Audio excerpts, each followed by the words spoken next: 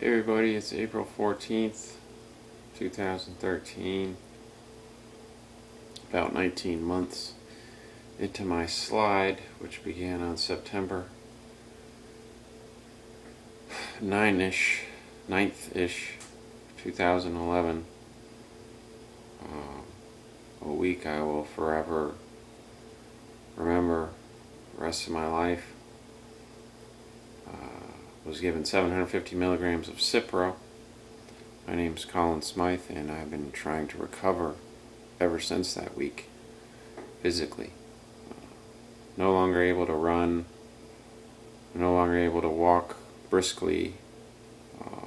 Even just walking down the block and back has its pains.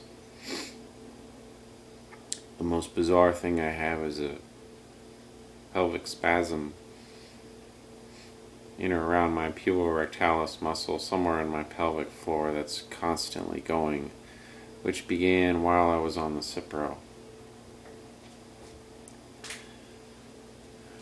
I don't think anybody out there can grasp how bizarre that is, to have something inside of your body constantly wiggling, if you want to call it.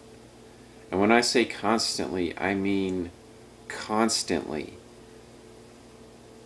It's like pushing an area of someone's brain and having their arm jerk. You know, imagine if something was just constantly pushing on your brain and is making your hand constantly move. That's what it feels like. Just this little area there. And it messes everything up. It confuses the crap out of my body. I know it. I went to physical therapy a couple of weeks ago to have someone try to access it. And she couldn't. But she managed to flare the hell out of my hemorrhoids, which were actually under control. They just... This is TMI, but I don't care. When I would go to the bathroom and I would strain...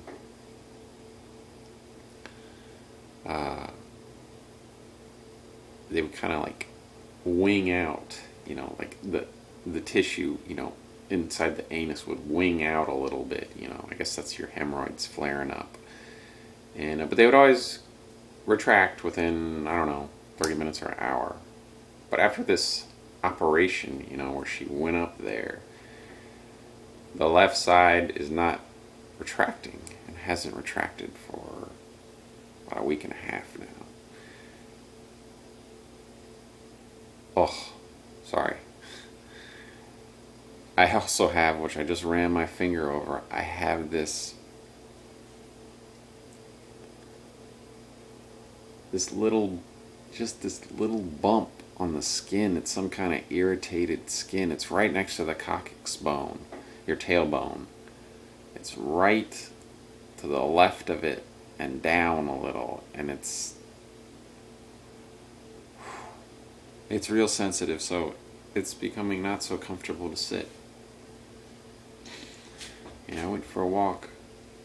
You know, I was wanting to go for more walks, but my energy has been dying down a little. I'm not sure why. I think it might be the bad diet. Anyways, my sink is busted right now because I might have put some soil down there and it turned into a big disaster. You can see there's pipe down there now. They redid that whole pipe for no reason because it was backed up down below. So it's still backed up. So I have no water. I mean, I have water, but I can't really, you know, it's backed up. But I also had a whiff of some bleach that the landlord put down there. And I'm sure that was not good for me, but, you know, I'm sure that wasn't good for me. And that probably might be affecting my mental state. I just felt really derealized, I guess is the word for it, this morning, you know, when I woke up. I think just a few whiffs of that has not been good, you know, but The main thing I wanted to convey in this video is there's something about my mind that I've said this before, it's paralleling my experience of reality, my experience, my just consciousness that is constantly paralleling catastrophic thoughts of, when I say catastrophic, I mean they're depressing, and depression eventually leads to suicide. So I just categorize them as catastrophic thinking. Everything I see outside. And what I wanted to say is, it's almost hardwired. It's not something I choose to do. I stop it when it starts, but there's a certain level of experience of things that almost goes beyond thoughts. It's like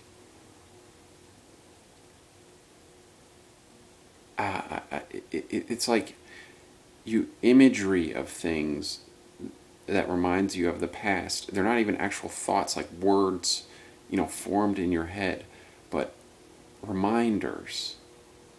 And it's just almost everything I experience is like that. I don't choose to do it. I choose to stop it, but it keeps coming. It's like a disease. It's very bad. If you combine that with the uncertainty of my future, when these physical things pop up, I was like, wait a minute, yesterday I was able to, or like a week ago, I was able to touch my toes 10, 15 times outside. Bend down and touch my toes. Today I bent over one time to get something, and when I stood up, my heart was racing. I felt flush. And it's just, when your gut tells you something is really wrong with your body, and it looks like you might be going downhill, combine that with this paralleling, it's like, I don't know. It's not sustainable. I mean, it's sustainable because I'm in a ditch right now. My body is in such a ditch, and I'm like, okay, just try to focus on getting out of the ditch. Get your body better, get your body out of the ditch, and then maybe you can tackle the mental stuff. But you can't ignore, I have to ignore it. Or it'll destroy me. It's like, I go for a walk, I see a car, reminds me of cars. I look at a scooter today, reminds me of when I could have got a scooter. It's this experience of how cool reality is that you never really fully appreciated, but now you can't really, all you can see is how much greater everything could be. Everything. It's like a feeling, It's a disease,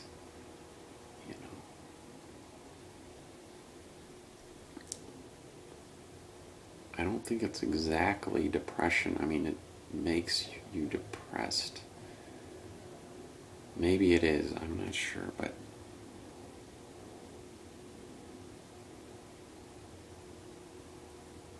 it's in everything I do. I think I had it a little bit before I got fluxed, but now it's just so amplified. And obviously, if I got better physically, it would probably improve, but it's always going to be with me the rest of my life. So I have to figure out whether I want to live with it. I think Robert Montez, he does videos, and he said something like it. He knows that what happened to him will never leave him, and you have to choose whether you want to live like that, whether you want to always have this little demon on your shoulder. Right now it's just hunched over me, ready to strike. And I just,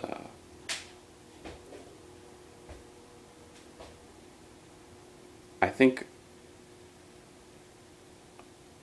it's not all about fluxing. I mean, yeah, the fluxing may be killing me, and it has definitely ruined my body and ruined my life. You know, I've lost everything, and I would never be in this state. You know, if I wouldn't have gotten flux, would have got a girl and married and all that stuff. But the little guy might have been there. You know, a little demon would have been there. It just wouldn't have been strong enough. I mean, probably wouldn't have been strong enough, but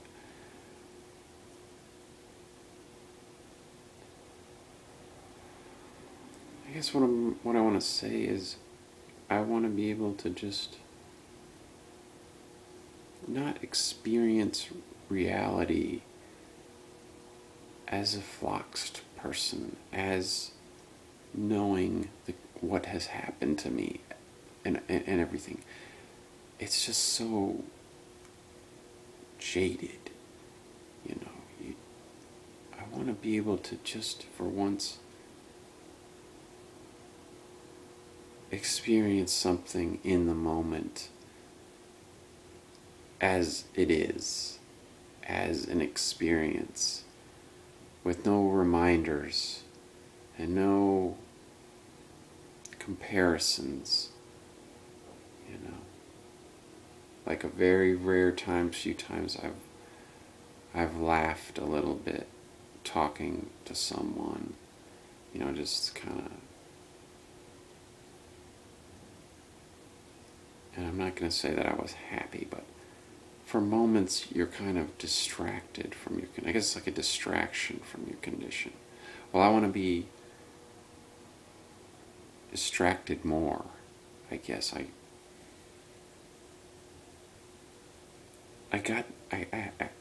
have to get rid of this wiring that's like, it's wiring, it's hardwired, where I look at something and immediately there's some thought chain that's been embedded in me all these years that thinks of it in a certain way, and when it's thought of in that way, it doesn't compute because of the way I am now, because, you know, because of my condition, and because of my pain, and you know, it's just,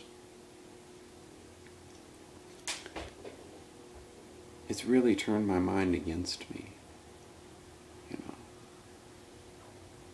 And I don't mean that, I mean that like completely against me, like my mind won't let me experience something as a human being in the present, a relatively normal human being, to let normal emotions come over me. You know, it's like that circuit is just broken.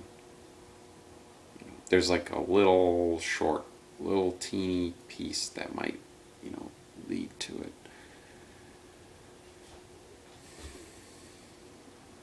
The easiest way, you know, the thing is, like, if I'm doing something I've never done before, don't worry, this is only going to be 20 minutes. I'm not going to do another 50-minute video, cooking video. If I'm doing something that I've never done before, then that's a little easier, because there's no comparison. It's like, the only comparison is, well, oh, I could have been doing this. Think about how much more you could be enjoying this if you hadn't been fluxed. You know, you had this in you. You know, you could have been doing this, you know, you know, with your wife, or, you know, at home. You see what I mean? Like, everything, almost everything is like that. My whole existence.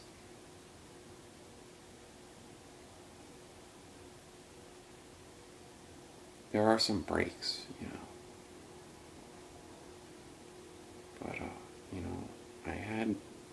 I get scared, I get really scared because nobody understands. People look at me and they say,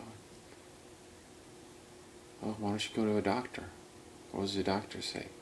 Oh, you look skinny, you need to eat more. Oh, you look okay. They don't understand this downward slide. You only get credit. You only get credit at the very end when something breaks. That's when you get credit. And that's when people say, "Oh, he had liver failure." Oh, well, he drank a lot. They'll come up with something, just to justify. But months, years before that, when you say, I'm not, there's something wrong. I'm going down. It's just such a messed up system, the way medicine is. Because you go to the doctor and they just want to prolong your suffering. You don't get any credit. Well, if you have cancer, you have something accepted, well, then you get all kinds of credit. Oh, you have cancer. Let me help you.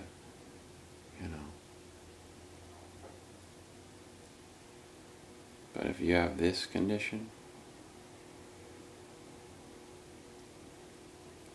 only other Floxies know, and that's good to have that credit. But I'm just saying the condition itself is scary, because for me, I don't want to act like I'm special, but I'm special among even Floxies. I just feel, I rage against it and I fight against it and I try not to get angry and scared. But these things that are happening to me, that almost 2 years out, and I'm as light as I've ever been, and my bowels are no better, and I still have this spasm, and the only improvement has been my arms have gotten a little stronger, but my legs aren't any stronger. And I feel like I'm so accelerated. Like my aging is so accelerated.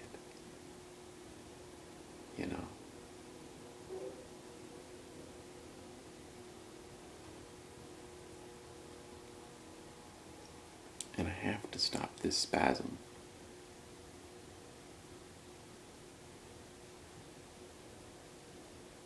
But I can't access it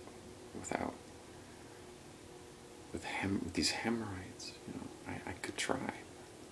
It sounds silly, oh, your spasm, you think your spasm's gonna cure everything?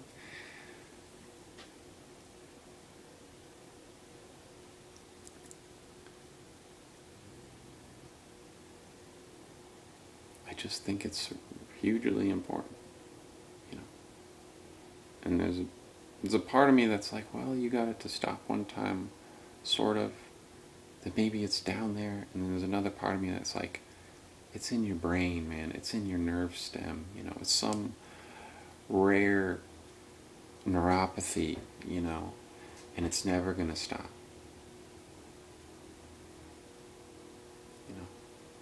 If that was verified, or if I believe that, then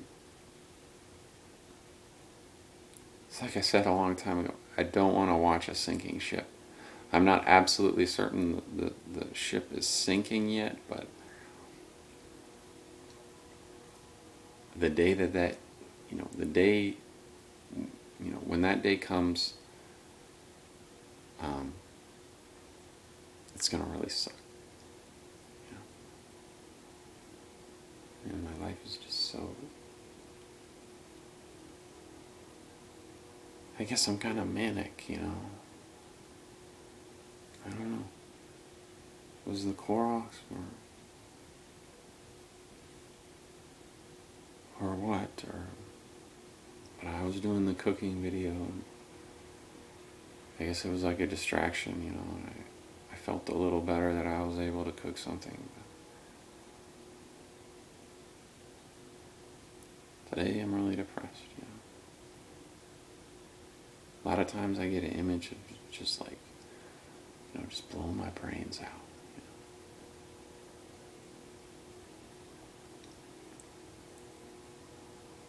People just, they don't know what it's like to have had so much possible. Well, they do, but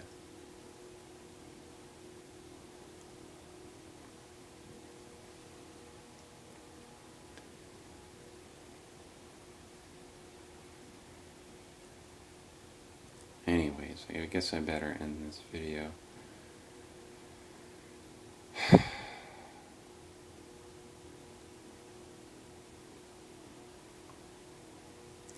It's just, it's so sick, you know, having to worry about your health all the time. It's no way to live. What to eat, what's going on with your body, what's going wrong now, what happened to me. It's just,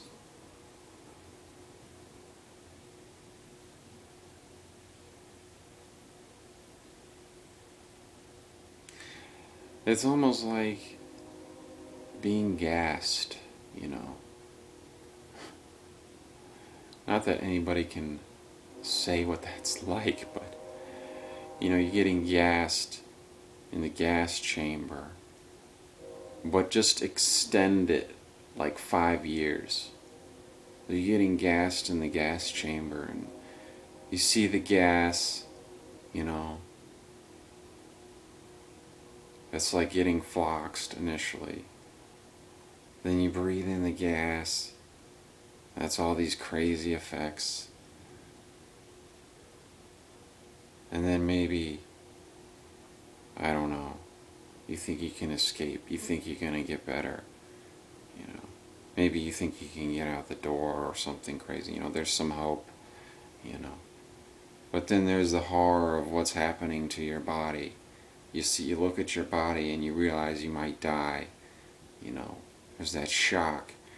And you go to fight to live. You know, your instinct kicks in and you fight to live. And you get up, you know, and you get a little better. And then something else goes wrong. And then eventually you realize there's something horribly wrong with my body. And I'm going downhill.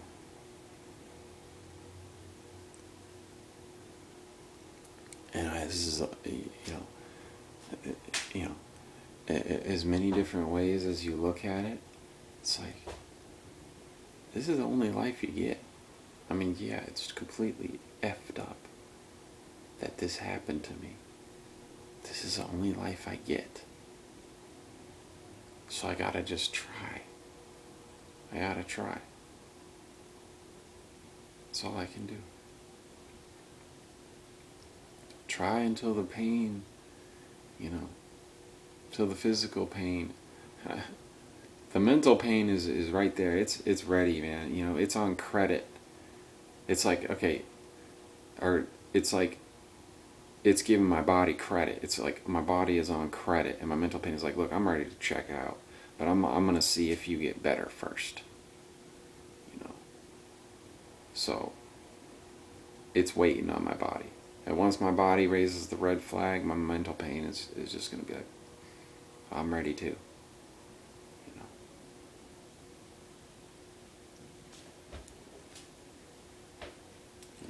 I give a lot of credit to Dick Decent, you know. He was fluxed really bad. He was a stand-in keyboardist for Def Leppard. And he got destroyed by fluoroquinolones. I think it was Cipro. Eventually he said, "F it. This is enough torment." People will say, "Oh, he gave up." These people have never been fluxed. They've never had their DNA destroyed. Their entire musculoskeletal system just trashed. Not only that, their entire body. Well, he had the courage. Of course, I'm sad that he died, but it takes a lot of courage to kill yourself. Especially when you got things going for you, or you could have had things going for you. There's just this anger, like, oh, I did this wrong, and that anger, it's so angry that it doesn't want you to give up. It's mad. It's twisted.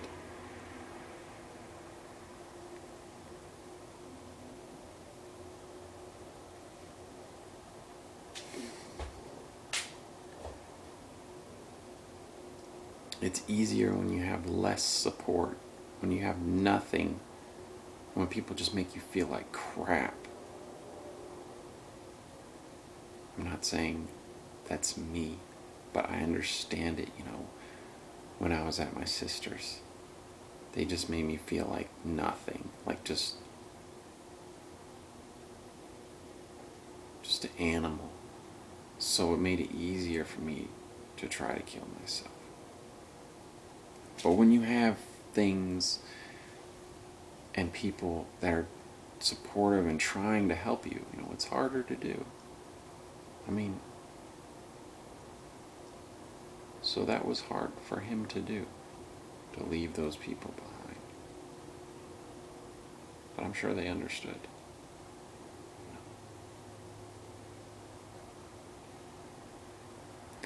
People want what they want in terms of what you will do for them, not what you want. They just can't comprehend,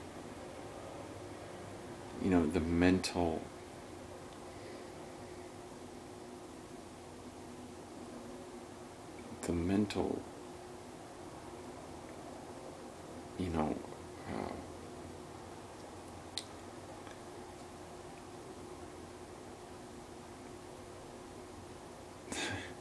I can't think of the word.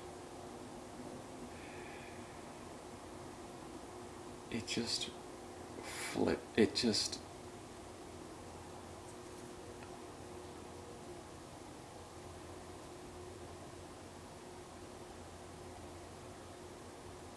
took the little dysfunction that I had, not even that little, but it took the dysfunction I had, and it's the ruling party. It's the ruling party. And on top of that, I'm getting worse physically. I know I've been saying that for 8 months, but it's more along the lines of your body can't fight forever. Your body wants to heal, but it can't fight a problem forever. And that's why you get worse. It's because the same things are there, the same problems are there, and you're just getting older. So your body is things are just going downhill. Anyways,